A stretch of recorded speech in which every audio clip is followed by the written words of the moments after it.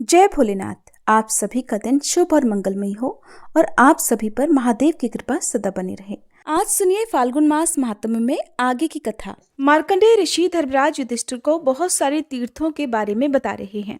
इसी क्रम में मार्कंडेय जी आगे कहते हैं कि हे राजन, इसके बाद सर्वदेव वंदित गौरीखंड की यात्रा करें।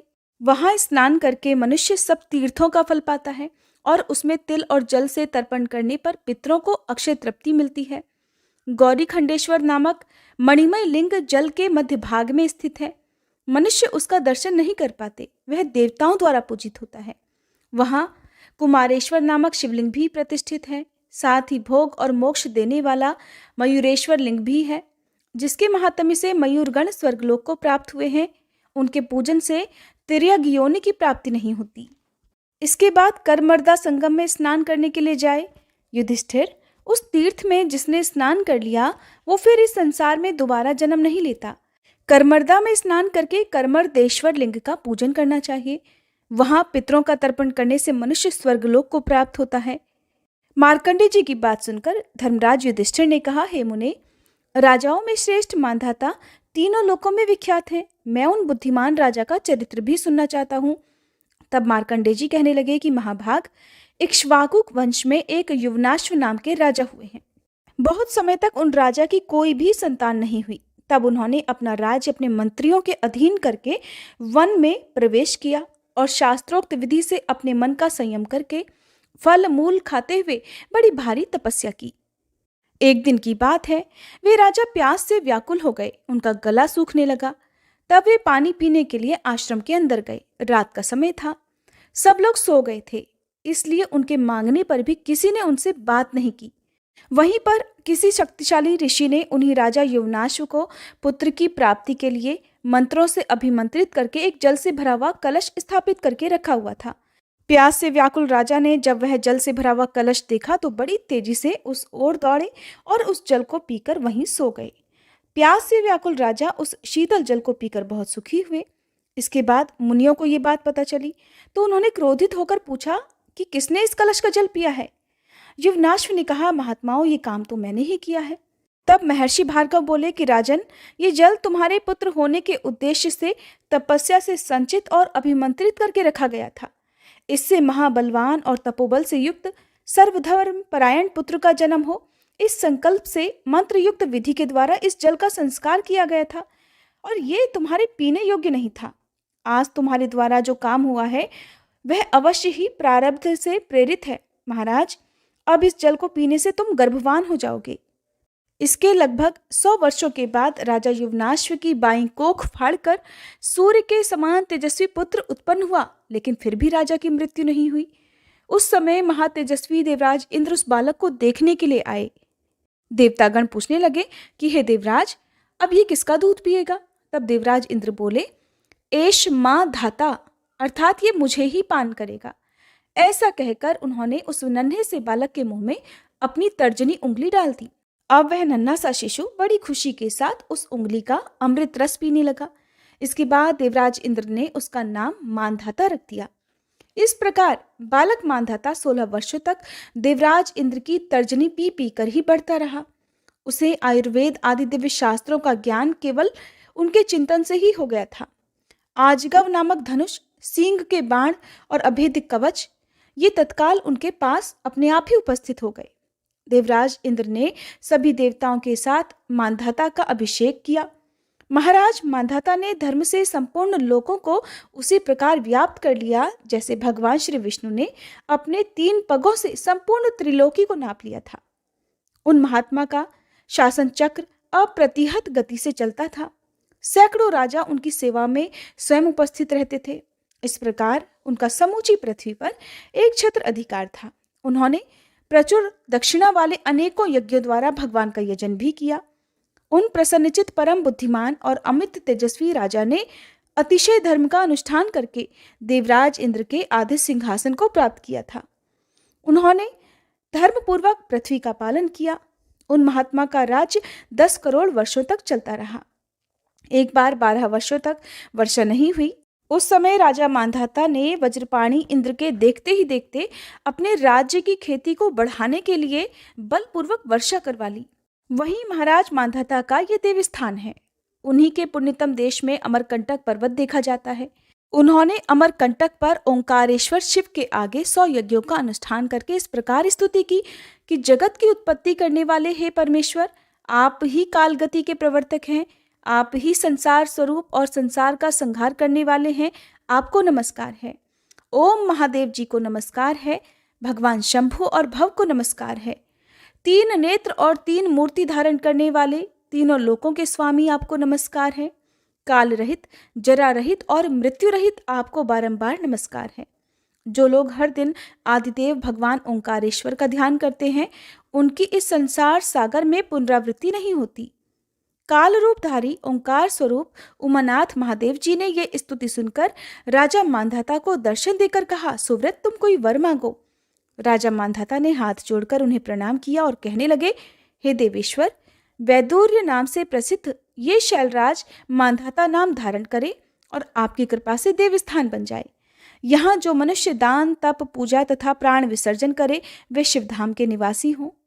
राजा मांधाता का ये वचन सुनकर महादेव जी कहने लगे, राजन, मेरी कृपा से ये सब कुछ होगा। इस प्रकार वरदान पाकर महाराज मांधाता अपनी पुरी को वापस लौट गए। हे युधिष्ठिर, ये सब मांधाता का उत्तम चरित्र मैंने तुम्हें बताया। इस तीर्थ के महात्म्य से मांधाता आदि राजा संपूर्ण मनोवांछित कामनाएं प्राप्त करके भगवान श्री विष्णु के धाम में विहार करते हैं। आगे मार्कंडेय जी कहते हैं, हे राजन, सतयुग में बलि नाम से प्रसिद्ध एक श्रेष्ठ दैत्य हुए। उनके महापराक्रमी पुत्र का नाम बाणासुर था। वह अपनी सहस्त्र भुजाओं के कारण विख्यात था। उसने 1 सहस्त्र दिव्य वर्षों तक महादेव जी की आराधना की, जिससे संतुष्ट होकर एक दिन महादेव जी ने कहा कि वत्स, तू कोई श्रेष्ठ वर मांग ले। तब बाणासुर कहने लगा, प्रभु, मेरा नगर दिव्य और संपूर्ण देवताओं के लिए अजेय हो। आपको छोड़कर दूसरे किसी देवता के लिए यहाँ प्रवेश पाना अत्यंत कठिन हो। मेरा ये नगर मेरे स्थिर होने पर स्थिर रहे और मेरे चलने पर वह मेरे साथ साथ चले, सर्वथा मेरे मन के अनुकूल बना रहे। बस मुझे यही वर दीजिए। महादेव जी ने कहा, तथास्तु। इसके बाद भगवान विष्णु ने भी बाणासुर से कहा कि अगर महादेव जी ने तुम्हें एक पुर तुम्हारे मन के अनुरूप दिया है तो मैं भी तुम्हें वैसा ही दूसरा पुर अर्थात नगर देता हूँ। इसके बाद दोनों देवता श्री विष्णु और शिव जी ने एकत्र होकर कहा, बाणासुर, अब तुम शीघ्र ही ब्रह्मा जी के पास भी जाओ। तब बलि का पुत्र ब्रह्मा जी के पास भी गया। ब्रह्मा जी ने उसे हृदय से लगाया और कहा, वत्स, भगवान शिव और विष्णु जी दोनों ने तुम्हें एक एक पुर प्रदान किया है, इसलिए मैं भी तुम्हें वैसा ही एक और पुर देता हूँ। इन तीनों पुरों को प्राप्त करके बाणासुर त्रिपुर के नाम से विख्यात हुआ। हे धर्मराज, इस प्रकार वरदान पाकर सहस्त्र अर्थात 1000 भुजाओं के विस्तार से शक्तिशाली बना हुआ बाणासुर समस्त देवताओं के लिए अवध्य हो गया। कोई भी देवता उसका वध नहीं कर सकते थे। उसने यक्ष, विद्याधर, देव, दानव, गंधर्व और राक्षसों के समस्त निवास स्थानों को नष्ट कर दिया। वहां की यज्ञ वेदिकाएं तोड़फोड़ डाली। देवराज इंद्र की अमरावतीपुरी को उजाड़ दिया। उसके अत्याचार से परेशान होकर सब देवता महादेव जी के पास गए और हाथ जोड़कर कहने लगे, हे भगवान, आपने श्री विष्णु ने तथा श्री ब्रह्मा जी ने भी बाणासुर को वरदान देकर अजय बना दिया है। प्रभु, उसके साथ युद्ध करने की शक्ति अब किसी में भी नहीं है। जो भी उसके सामने खड़ा होगा वो उसे भस्म कर सकता है। तब महादेव जी कहने लगे, हे देवताओं, तुम सब लोग 30 करोड़ की संख्या में हो और बड़े बलवान हो। सब लोग संगठित हो जाओ और यत्नपूर्वक त्रिपुर का विनाश कर दो। ये सुनकर सब देवता अपने तीखे अस्त्र शस्त्र लेकर बाणासुर के यानी त्रिपुर के पास गए, किंतु उस दैत्य ने सभी देवताओं को क्षण भर में ही परास्त कर दिया। उन सब के अस्त्र शस्त्र भी छीन लिए। देवताओं के पांव खड़ गए और वे निराश होकर फिर से महादेव जी के पास गए। महादेव जी ने पूछा कि बताइए, आप सभी ने वहां जाकर क्या किया? देवतागण कहने लगे कि भगवान, हम क्या कहें, हम तो उसका पराक्रम वर्णन करने में ही असमर्थ हैं। देवताओं की वह बात सुनकर भगवान शिव कहने लगे कि अच्छा, तो इस महादुष्ट त्रिपुर का संहार मैं अब स्वयं करूंगा। ऐसा कहकर वे कैलाश से चले और जहां त्रिपुरासुर था वहीं जा पहुंचे। उनके साथ देवी पार्वती जी भी थी। चंडेश्वर, नंदी, महाकाल, महेश्वर, वृष, भृंगरिटी, विघ्नेश अर्थात गणेश जी, स्कंद, महावीर, पुष्पदंत, घंटाकर्ण, महोदर, गोमुख, हस्तिकर्ण, स्थूल जंग और वृकोदर ये 15 पार्षद भी भगवान शिव के साथ गए। वे सब के सब महादेव जी के समान ही पराक्रमी थे। जहां महान क्षेत्र स्वरूप श्री शैल नाम का सिद्ध पर्वत है, वहीं ठहरकर महादेव जी ने देवी पार्वती से कहा, प्रिय, यहीं त्रिपुरासुर को मारना उचित होगा। ऐसा कहकर भगवान शंकर ने उस पर्वत को अपना प्रधान निवास स्थान बनाया और व्यापक विराट रूप धारण करके पिनाक नामक धनुष अपने हाथ में ले लिया। फिर एक पैर से पाताल को और दूसरे से ब्रह्मांड को दबाया तथा त्रिपुरासुर की ओर लक्ष्य बांधकर अघोर नामक बाण का प्रहार कर दिया। उस अस्त्र से दग्ध होकर त्रिपुर के 3 टुकड़े हो गए। उसे जर्जर करके भगवान शिव ने नर्मदा के जल में गिरा दिया। वहां गिरने पर वह 7 पातालों का भेदन करके रसातल को चला गया। इससे वहां जालेश्वर नामक तीर्थ प्रकट हुआ, जो तीनों लोकों में विख्यात है। जालेश्वर देव का पूजन करने से मनुष्य ब्रह्म हत्या से मुक्ति पा जाता है और कोटि सहस्त्र कल्पों तक भगवान शिव के धाम में सुखपूर्वक निवास करता है। जो वहां स्नान करते हैं वे तो स्वर्ग में जाते हैं। जो मृत्यु को प्राप्त होते हैं उनका पुनर्जन्म नहीं होता। हे युधिष्ठिर, वहां तिल और जल से तर्पण करने तथा पिंडदान देने से जब तक भगवान शंकर और नर्मदा जी स्थित हैं, तब तक पितर भी तृप्त रहते हैं। कालाग्नि रुद्र के समान प्रज्वलित त्रिपुर नाशक अघोरास्त्र को नर्मदा के सिवा भला दूसरा कौन धारण कर सकता है। इस प्रकार अघोरास्त्र से छूटा हुआ बाण जाल ही जालेश्वर अर्थात बाणलिंग नाम कहलाया। अपने तीनों पुरों के दग्ध होने पर बाणासुर भयभीत होकर भगवान शिव की इस प्रकार स्तुति करने लगा कि हे अनादिदेव ईश, आपको नमस्कार है।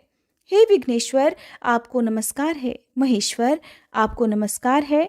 सर्वज्ञ अज्ञान हारी हर, हे ज्ञानदाता शिव, आपको नमस्कार है। अनंत गुण में रत्नों से विभूषित आप परमेश्वर को नमस्कार है। परात्पर, परातीत, उत्पत्ति और पालन करने वाले हे शिव, आपको नमस्कार है। सब प्रयोजनों की सिद्धि के साधनभूत हे विश्वनाथ, आपको नमस्कार है। धनंजय, निराधार, स्वभाव से ही उपद्रव रहित आपको नमस्कार है। सदा प्रसन्न रहने वाले हे परमेश्वर, आप संपूर्ण योगों के स्वामी हैं, आपको नमस्कार है। हे भूतनाथ, जगन्नाथ, सर्वाधार, आपको नमस्कार है। सृष्टि, संहार, मोक्ष और 7 पातालों के आश्रय, आपको नमस्कार है। त्रिनेत्र और त्रिशूल धारण करने वाले त्रिलोक स्वरूप, आपको नमस्कार है। हे चंद्रशेखर, देवता और असुर दोनों आपके चरणों में नतमस्तक होते हैं, आपको नमस्कार है।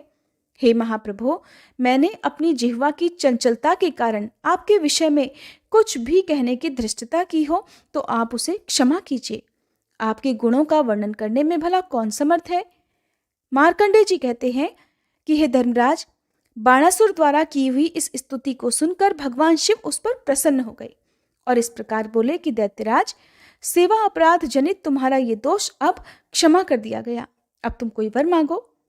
बाणासुर बोला, हे देव, मैं अपने परिवार सहित इसी जन्म से आपके उस परम धाम को जाऊं जहां पुनर्जन्म का भय नहीं है। बाणासुर का ये वचन सुनकर महादेव जी ने कहा, तथास्तु दैत्यराज, तुम मेरी भक्ति के प्रसाद से मेरे समीप निवास करोगे।